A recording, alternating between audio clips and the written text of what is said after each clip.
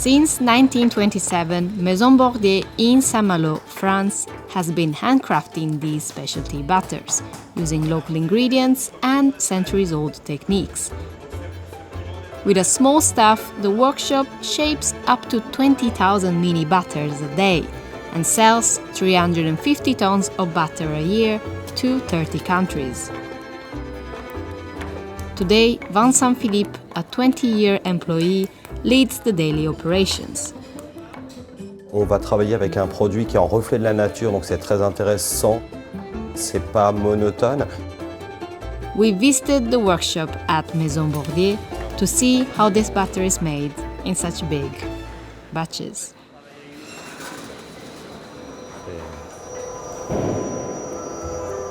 Making the batter begins off-site. To make a metric ton of batter, Vincent fills this churn with 2,400 liters of cream. As the churn spins, the fat collides and sticks together, forming batter grains. Et normalement, d'ici 10 minutes à un quart d'heure, le barateur va entendre sa matière à l'intérieur qui va vivre et où les grains vont venir se coller un petit peu les uns aux autres déjà. After 30 minutes of spinning, the churn is opened and inspected. On a ces tout petits grains de beurre, encore fragiles, ils ne sont pas encore agglomérés. On va maintenant soutirer le bas-beurre et on va les remalaxer pour faire en sorte que ce beurre il se compacte. Vincent then cleans the butter grains with the filter buttermilk, and the churn is left to run for another 15 to 30 minutes until all of the grains become a single mound of butter. Et là, on observe maintenant notre beurre qui est prêt. Et là, vous voyez, cette masse, ce beurre, on va venir maintenant l'accueillir dans l'atelier de malaxage et de tapage où on va faire toutes les recettes sur mesure. But before the batter can be kneaded, it's left to rest for a couple of days to develop flavor. Donc là, on va le laisser, on va le conditionner et on va le laisser se reposer pour qu'il ait une température homogène et que les saveurs d'herbes, de noisettes, de crème s'installent bien vraiment de manière uniforme et élégante dans toute la masse.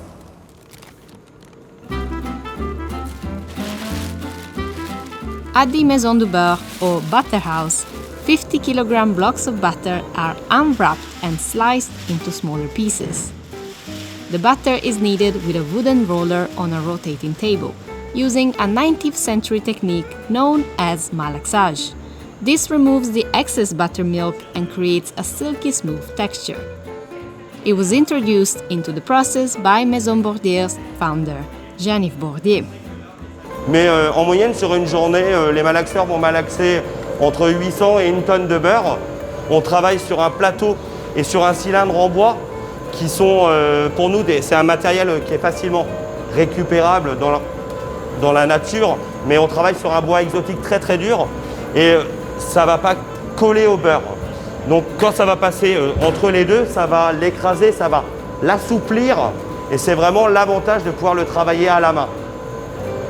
Et Thomas, sur le malaxeur, sur sa journée de travail, peut faire 15, 20, 30 lots différents, mais c'est des quantités différentes à chaque malaxage.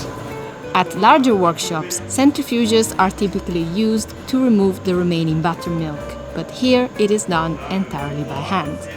Quand vous regardez Thomas, ça paraît tout simple, mais en fin de compte, pour pouvoir malaxer, Thomas va mettre tous ses sens en éveil. Donc le toucher, quand le beurre, il va sentir la résistance et la souplesse qui va se créer. Vous le voyez qui utilise son doigt pour couper.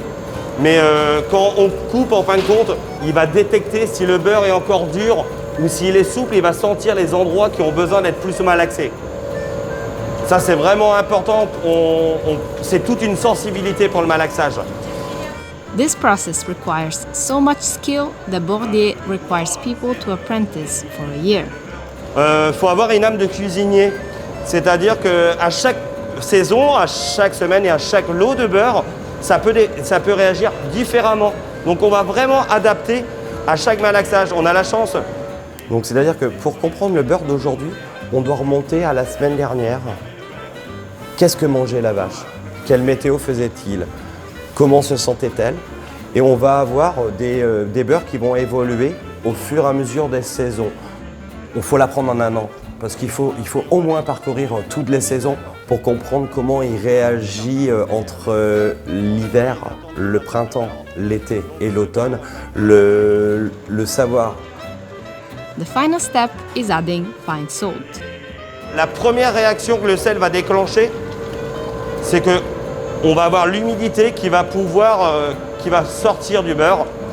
Donc vous voyez, notre beurre très rapidement aujourd'hui va pleurer, c'est-à-dire que le sel va amener autour de lui des gouttelettes d'humidité qui vont sortir de ce beurre doux. During this process, the batter will lose 1 to 2 liters of water. Donc on va encore développer l'intensité et le sel qu'on vient de mettre, il va faire réagir le beurre tout de suite. When the batter has reached the right level of flexibility, it's shaped into a block, cut and checked for color. Ce tour de beurre est prêt et à un moment, il ne faut pas aller plus loin parce qu'on va abîmer notre beurre. Donc là, on va vérifier la coloration de notre beurre. On va faire une coupe à l'intérieur de la motte et on va regarder si on n'aurait pas du beurre doux qui n'aurait pas bien reçu le sel. Donc là, je fais une coupe dans la motte pour vérifier la coloration, qu'il n'y ait pas des strates de jaune plus clair, jaune ivoire, qui serait la correspondante d'être le beurre doux qui arrive du cube. Et on vérifie en plusieurs découpes si on n'a pas des grains justement. Et si vous voulez vous en rendre compte qu'on n'est pas habitué. When the batter reaches the ideal consistency, it's ready to be shaped. The kneaded batter is placed into this machine, called the pusher. The pusher squeezes the batter through a cylinder and onto a table, where it's sliced with a guitar string cutter, nicknamed Marie Antoinette. The cut batter is shaped with titanium paddles by a team that works up to 5 tons of butter a day. Sur une semaine, on va servir 300 à 400 restaurateurs en sur-mesure.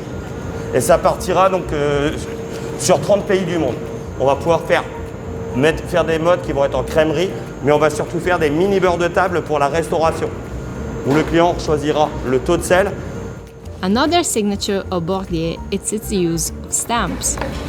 On va aussi travailler donc sur des beurres ultra personnalisés en mettant des empreintes et où on va tamponner nos beurres à l'effigie avec des logos, avec les initiales d'un restaurateur. Là, vous avez justement notre B, le B de la Maison Bordier. Le tampon va être tourné par un artisan et va être sculpté par quelqu'un qui a une formation aux beaux-arts. Tous les tampons sont faits manuellement, individuellement, en cordon du bois pour que ça ne colle pas au beurre. Bordier makes around 13 different batter recipes throughout the year. On va avoir après des beurres de saison. C'est-à-dire qu'on a un beurre spécialement pour l'été. Le beurre qu'on aura cet été, on est sur une recette qu'on a construite avec une tomate et du basilic. Mais après, on travaille aussi des recettes de beurre qui sont spécifiques, où on le fait que pour un client ou 2 clients. Et on va vraiment adapter le sur-mesure au sens le plus large. Some of the most popular flavors Bordier makes are seaweed butter, smoked salt butter, vanilla butter, and Espelette pepper butter. But, true to form, each of these butters can be slightly adapted depending on the request. Donc là, on peut avoir un client qui a demandé un beurre au piment d'Espelette avec un taux de piment d'Espelette, par exemple, particulier. À la dégustation, on va rechercher après l'épice. Et là, vous observez cette très jolie couleur granitée. Le piment d'Espelette va donner la couleur, le goût, l'odeur. Il n'y a aucun arôme, il n'y a pas de colorant, il n'y a rien d'autre que du beurre et du piment d'Espelette. Maison Bordier has also been busy creating new recipes, like this buckwheat infused butter.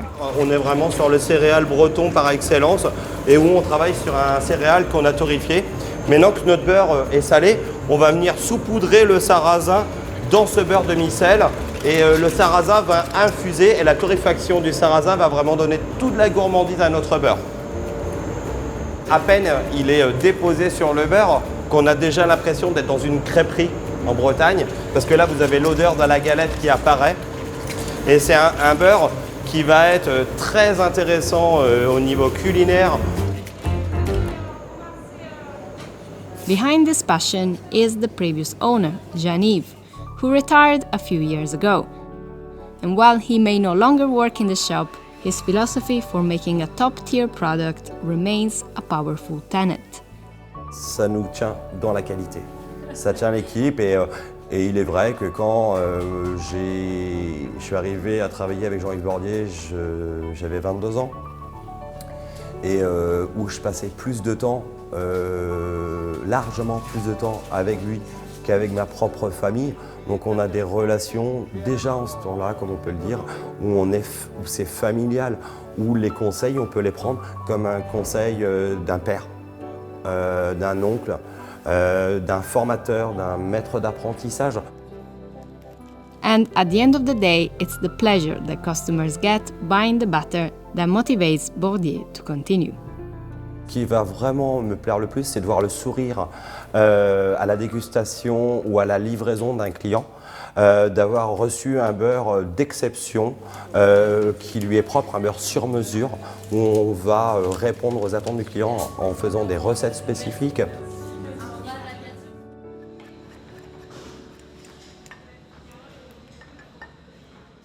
intéressant au niveau culinaire. On va pour le marier avec des poissons.